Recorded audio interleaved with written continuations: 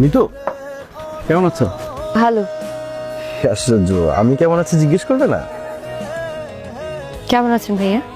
আমি খুব ভালো আছি।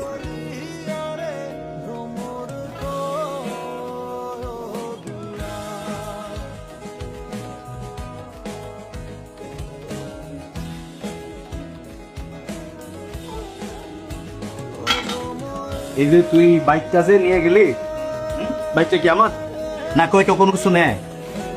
দোকান টাকা হ্যাঁ, আমার বড় ভাই এই জায়গায় কাম করে। আমার যদি মন চায় আমি এখানকার সব কিছু লয়ে যাবো, তোমার কোনো সমস্যা?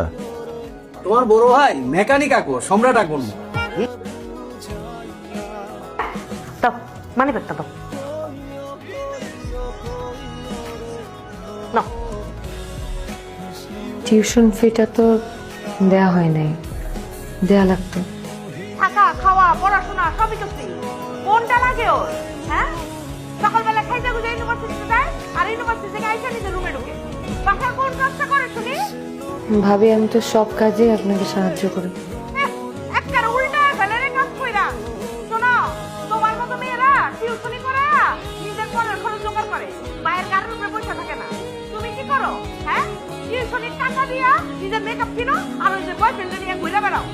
পড়াশোনা যে করো না এটা তো বুঝে গেছি।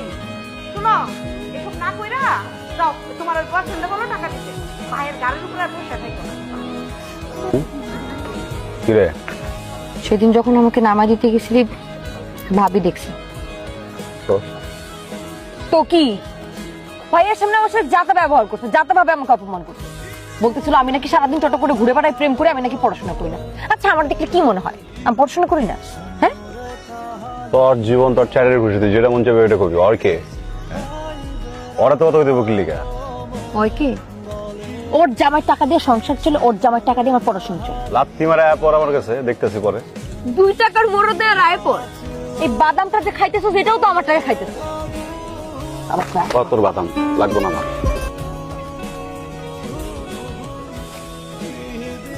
ওই কিছু কবি চলবো মানে? আরে লইতাছি না তো, বললাম তো দেখতে। নাই